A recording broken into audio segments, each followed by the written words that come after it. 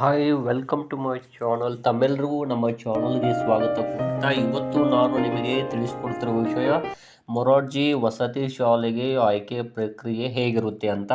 ಅದಕ್ಕೂ ಮೊದಲು ನಮ್ಮ ಚಾನಲ್ಗಿನ್ನೂ ಯಾರೂ ಸಬ್ಸ್ಕ್ರೈಬ್ ಆಗಿಲ್ಲ, ದಯವಿಟ್ಟು ಕೂಡ ಸಬ್ಸ್ಕ್ರೈಬ್ ಆಗಿ. This is the request, please subscribe ಮಾಡ್ಕೊಳ್ಳಿ. ಓಕೆ, ವಿಡಿಯೋ ಪ್ರಾರಂಭಿಸೋಣ. ಪ್ರವೇಶ ಪರೀಕ್ಷೆ ಈಗಾಗಲೇ ಪೂರ್ಣಗೊಂಡಿದೆ. ದಿನಾಂಕ 15/2/2025 ರಾಜ್ಯಾದ್ಯಂತ ಏಕಕಾಲಕ್ಕೆ ಪರೀಕ್ಷೆ ಮುಗಿದಿರುತ್ತದೆ. ಪ್ರವೇಶ ಪರೀಕ್ಷೆ ಮುಗಿದ ನಂತರ ತಾತ್ಕಾಲಿಕ ಕೀ ಉತ್ತರಗಳನ್ನು ಪ್ರಕಟಗೊಳಿಸಿರುತ್ತಾರೆ. ದಿನಾಂಕ 19/2/2025 ಇಲ್ಲಿ ಕರ್ನಾಟಕ ಎಕ್ಸಾಮಿನೇಷನ್ ಅಥಾರಿಟಿ ಅವರ ವೆಬ್ಸೈಟ್ನಲ್ಲಿ ಪ್ರಕಟಗೊಂಡಿರುತ್ತವೆ. ತಾವು ಕೂಡ ನಮ್ಮ ಯೂಟ್ಯೂಬ್ ಚಾನಲಲ್ಲಿಯೂ ಕೂಡ ಆ ಪ್ರಶ್ನೆಗಳಿಗೆ ಕೀ ಉತ್ತರಗಳನ್ನು ವೀಕ್ಷಿಸಬಹುದು.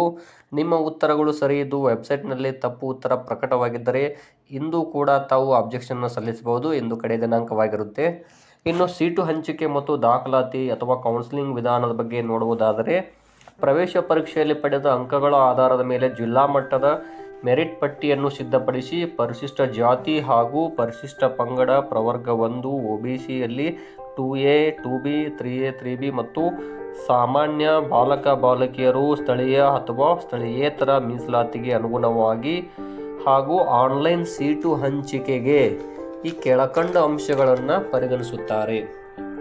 ಅಭ್ಯರ್ಥಿಗಳು ಪ್ರವೇಶ ಪರೀಕ್ಷೆಯಲ್ಲಿ ಪಡೆದ ಅಂಕಗಳ ಮೆರಿಟ್ ಪಟ್ಟಿ ಹಾಗೂ ಅಭ್ಯರ್ಥಿಗಳು ಸೇರಬಯಸುವ ವಸತಿ ಶಾಲೆಗಳ ಶಾಲಾವಾರು ಆದ್ಯತೆ ಮತ್ತು ಮೂರನೆಯದಾಗಿ ಅಭ್ಯರ್ಥಿಗೆ ಸರ್ಕಾರವು ನಿಗದಿಪಡಿಸಿದ ಮೀಸಲಾತಿ. ಈ ಮೇಲ್ಕಂಡ ಅಂಶಗಳ ಆಧಾರದ ಮೇಲೆ ಸೀಟ್ ಮ್ಯಾಟ್ರಿಕ್ಸ್ ಸಿದ್ಧಪಡಿಸಿ ಗಣಕೀಕೃತ ಸ್ವಯಂ ಆಯ್ಕೆ ಕಂಪ್ಯೂಟರೈಸ್ಡ್ ಆಟೋ ಸೆಕ್ಷನ್ ಮೂಲಕ ಪಾರದರ್ಶಕವಾಗಿ ಈ ಕೆಳಕಂಡಂತೆ ಸೀಟು ಹಂಚಿಕೆ ಮಾಡಲಾಗುತ್ತದೆ. ಮೊದಲನೆಯದಾಗಿ ಅಭ್ಯರ್ಥಿಯು ತನ್ನ ಸ್ವಂತ ಜಿಲ್ಲೆಯ ವಸತಿ ಶಾಲೆಗಳಿಗೆ ಮಾತ್ರ ಪ್ರವೇಶ ಪಡೆಯಲು ಅರ್ಹರಿರುತ್ತಾರೆ. ಅರ್ಜಿ ಸಲ್ಲಿಸುವಾಗ ಅಭ್ಯರ್ಥಿಯು ತಾವು ಸೇರಬಯಸುವ ನಮೂದಿಸಿರುವ ವಸತಿ ಶಾಲೆಗಳ ಆದ್ಯತಾ ಕ್ರಮವನ್ನು ಕೂಡ ಇಲ್ಲಿ ಪರಿಗಣಿಸಲಾಗುತ್ತದೆ. ಮೂರನೇದಾಗಿ ಮೆರಿಟ್ ಕಮ್ ರೋಸ್ಟರ್ ಆಧಾರದ ಮೇಲೆ ವಿದ್ಯಾರ್ಥಿ ಬಯಸುವ ವಸತಿ ಶಾಲೆಯನ್ನು ಕಂಪ್ಯೂಟರೈಸ್ಡ್ ಆಟೋ ಸೆಲೆಕ್ಷನ್ ಮೂಲಕ ಇಲ್ಲಿ ಆಯ್ಕೆಯನ್ನು ಮಾಡಲಾಗುತ್ತದೆ. ನಾಲ್ಕನೆಯದಾಗಿ ಆಯಾ ಜಿಲ್ಲೆಯ ಅಭ್ಯರ್ಥಿಗಳನ್ನು ಮಾತ್ರ ಪರಿಗಣಿಸಿ ಒಂದು ತಾಲೂಕಿನ ವಸತಿ ಶಾಲೆಗಳಿಗೆ ಅದೇ ತಾಲೂಕಿನ ನಿವಾಸಿಯಾದ ವಿದ್ಯಾರ್ಥಿಗಳಿಗೆ 75% ಹಾಗೂ ಉಳಿದ ಸ್ಥಾನಗಳನ್ನು ಅಂದರೆ 25% ಸ್ಥಾನಗಳನ್ನು ಅದೇ ಜಿಲ್ಲೆಯ ಬೇರೆ ತಾಲೂಕಿನ ವಿದ್ಯಾರ್ಥಿಗಳಿಗೆ ಇಲ್ಲಿ ಪರಿಗಣಿಸಲಾಗುತ್ತದೆ.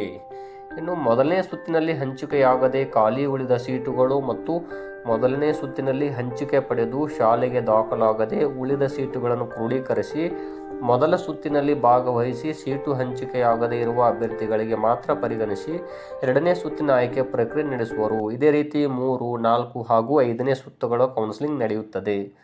ಕಾಲಕಾಲಕ್ಕೆ ಈ ನಿಟ್ಟಿನಲ್ಲಿ ಸರ್ಕಾರ ಹೊರಡಿಸುವ ಆದೇಶದಂತೆ ಸೂಕ್ತ ಮಾರ್ಪಾಟು ಮಾಡುವುದಕ್ಕೆ ಇಲ್ಲಿ ಅವಕಾಶವಿದೆ. ಲಿಂಗ ಹಾಗೂ ಜಾತಿವಾರು ಖಾಲಿ ಉಳಿದ ಸ್ಥಾನಗಳಿಗೆ ಭರ್ತಿ ಕೂಡ ಮಾಡಲಾಗುತ್ತೆ.